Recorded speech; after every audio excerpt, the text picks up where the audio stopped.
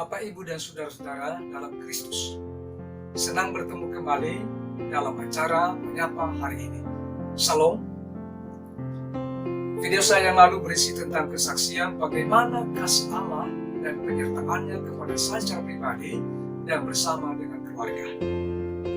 Pada kali ini, saya akan membawakan renungan firman Tuhan sehubungan dengan kondisi kita, bangsa kita, di tengah-tengah menghadapi COVID-19. Sebagaimana kita tahu bahwa COVID-19 datang dengan tiba-tiba, bagaikan taufan yang dahsyat, sekonyong-konyong, menerpa tanpa ampun. Baik secara pribadi, kelompok, dan bangsa-bangsa berteriak bagaikan berada di atas kapal, di atas samudera, berteriak minta tolong. Masing-masing berada di atas kapal kehidupan. Badai itu mengamuk. Badai itu menerpa tanpa ampun.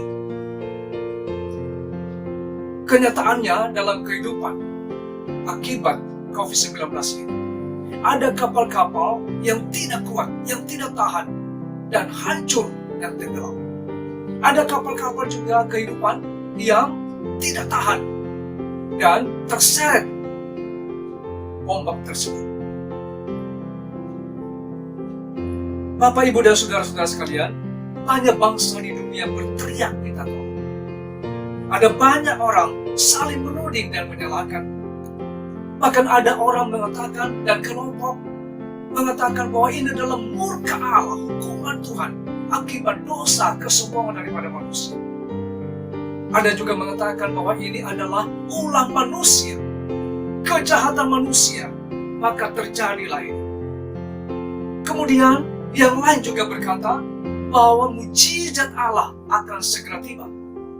Bahkan ada juga yang menyesatkan dan berkata COVID-19 ini sudah mendapat perintah dari Tuhan bahwa akan dihardik seperti Tuhan Yesus pernah menghardik badai dan taufan di Danau Galilea dulu. Bapak, Ibu, dan saudara-saudara sekalian, saudara-saudara, COVID-19 belum berakhir ternyata. Seorang pun tidak ada yang tahu kapan ini berakhir. Kapan corona ini hilang dari muka bumi.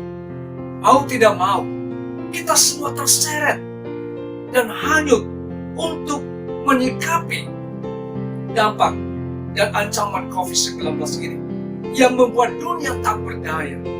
Berbagai usaha dan himbauan dilakukan, tetapi ternyata COVID-19 belum hilang. Gara-gara corona semua jadi berubah. Relasi antar makhluk jadi berubah. Tatanan hidup yang sudah lama dibangun berubah. Kegiatan keagamaan dengan segala acara-acara peribadatan, komunitas umat satu dengan yang lain berubah. Pendidikan di sekolah juga berubah. Interaksi guru dan murid-murid juga berubah. Semua dilakukan di rumah saja. Semua diharapkan dan disarankan untuk jaga jarak, jaga kebersihan, cuci tangan, harus pertahankan imun dan daya tahan tubuh supaya tidak terkena COVID-19. Dampak tersebut telah membuat banyak orang tak menjadi takut dan was-was. Saudara-saudara sekalian, setelah pemerintah menetapkan PSBB, sekarang kita masuki masa new normal.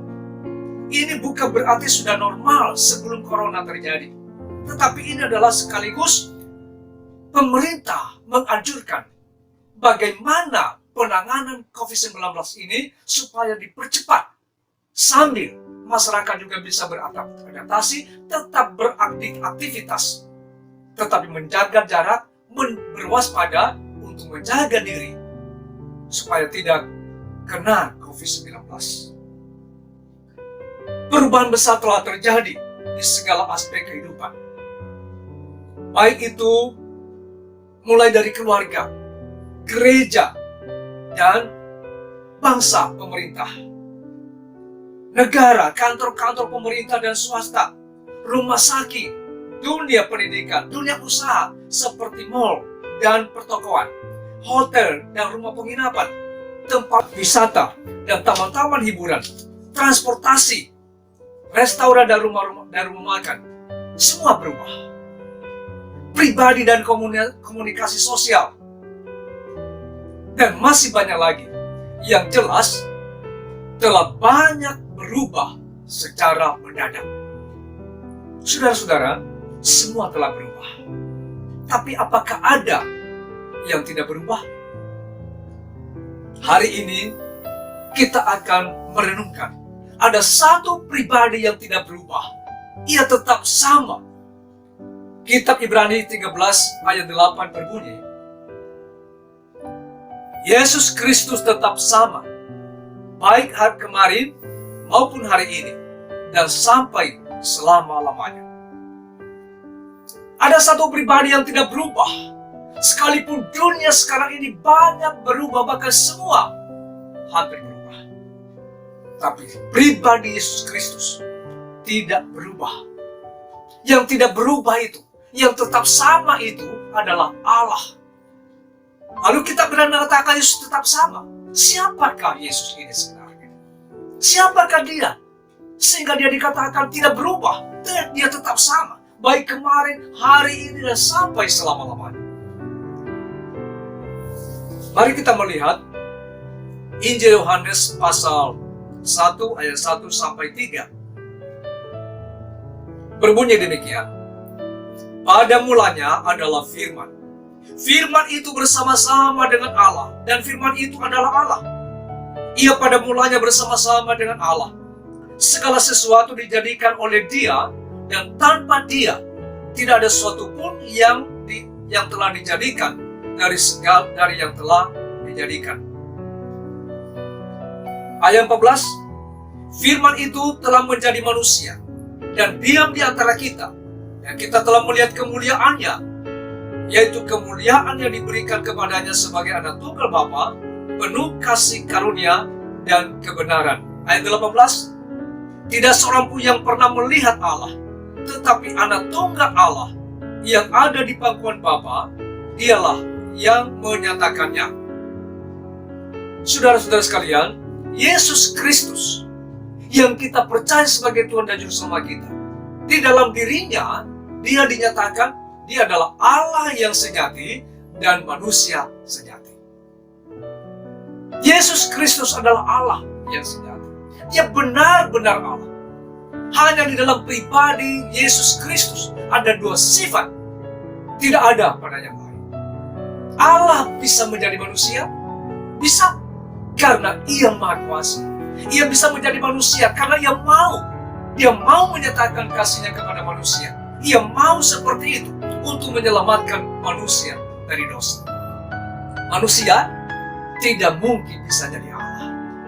Walaupun ada orang yang mengalahkan seseorang atau menjadikan dirinya Allah, itu tidak benar. Tidak benar. Saudara-saudara sekalian, Yesus Kristus adalah Allah sendiri. Sebagaimana juga dalam Kolose pasal 1, Kolose pasal 1 ayat 15, 16 dan 19 berbunyi demikian. Ia adalah gambar Allah yang tidak kelihatan, yang sulung, lebih utama dari segala yang diciptakan. Karena di dalam Dia telah diciptakan segala sesuatu yang ada di surga dan yang ada di bumi, yang kelihatan dan yang tidak kelihatan, baik singgasana maupun kerajaan, baik pemerintah maupun penguasa. Segala sesuatu diciptakan oleh Dia dan untuk Dia. Ayat 19, karena seluruh kepenuhan Allah berkenan diam di dalam Dia. Saudara-saudara, karena Dia adalah Allah yang sejati, berarti seluruh sifat Allah ada pada dirinya. Dia Maha Kuasa. Ini yang disebut omnipotens. Dia Maha Tahu, Dia Maha Ada, Dia Maha Suci, Maha Kasih, Maha Adil, Maha Mulia, Maha Besar, Maha Hikmat. Dia punya kedaulatan penuh sesuai dengan kehendak-Nya. Saudara-saudara sekalian, Yesus tetap sama. Ia tidak berubah di dalam kekuasaannya, di dalam sifat seperti Allah sendiri. Yesus juga tidak berubah dalam firman-Nya. Karena Dia adalah Allah, maka apa yang Dia firmankan tidak berubah. Langit dan bumi akan berubah dan akan berakhir atau kiamat. Tetapi firman Allah tetap ada. Alkitab adalah firman Allah. Berarti apa yang sudah tertulis di dalam Alkitab itu tidak berubah. Firman Allah adalah ya dan amin. Langit dan bumi akan berubah, tetapi firman Allah tetap. Sebab firman Allah adalah hidup dan kekal. 1 Petrus 1 ayat 23. Itulah sifat Yesus Kristus yang pertama, yaitu Dia adalah Allah yang sejati. Yang kedua, siapakah Dia? Dia adalah manusia sejati. Allah yang sejati bisa menjadi manusia. Karena untuk itulah Dia datang. Ia datang menjadi manusia untuk tujuan mulia, yaitu untuk menyelamatkan manusia. Sebagai manusia, Ia dikandung, dilahirkan, dibesarkan. Ia berjalan, Ia makan dan minum, Ia istirahat, Ia berkhotbah, Ia melakukan segala pengajaran, Ia melakukan mujizat, Ia mengunjungi orang-orang yang menyembuhkan. Sebagai manusia, Ia juga bisa letih. Tetapi karena Ia manusia sejati, Ia juga bisa ditolak, Ia bisa dikhianati, Ia bisa dituduh, bahkan ditangkap dan diadili dan dijatuhi hukuman mati. Akhirnya, Ia disalibkan di atas bukit Golgota dan Ia mati sebagai ganti kita. Ia mati demi kasih-Nya kepada manusia. Ia mati untuk menggantikan kita orang berdosa, supaya di dalam dirinya semua dosa kita terampuni. Oleh kematiannya kita telah diampuni. Saudara-saudara sekalian, tetapi karena Dia adalah Allah, pada hari yang ketiga setelah Ia mati, Ia bangkit dari kematian. Kebangkitannya adalah menyatakan bahwa Ia berkuasa atas maut, atas kematian, atas dosa. Kebangkitannya adalah menyatakan Dia adalah Allah yang sejati, yang berkuasa di surga dan di bumi. Saudara-saudara yang saya kasih dalam Kristus, yang tidak berubah adalah hanya pribadi Yesus Kristus. Apa arti ini bagi kita di tengah-tengah situasi kita sekarang ini?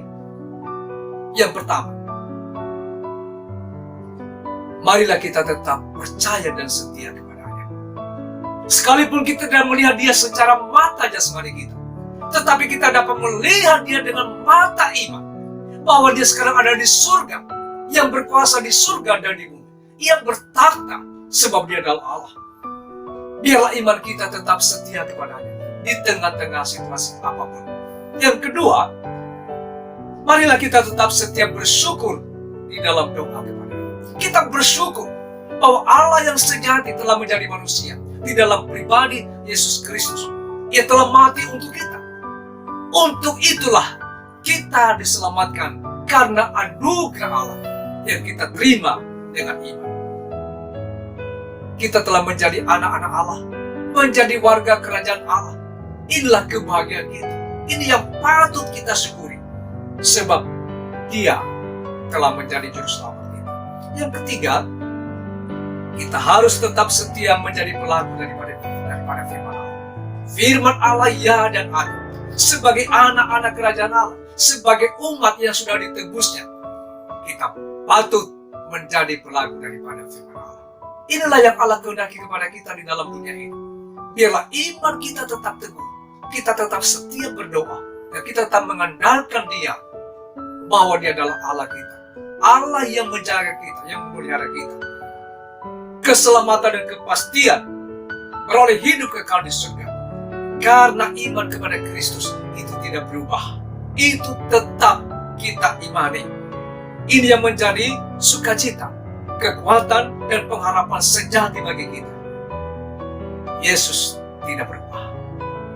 Kiranya Tuhan Yesus memberkati kita. Amin.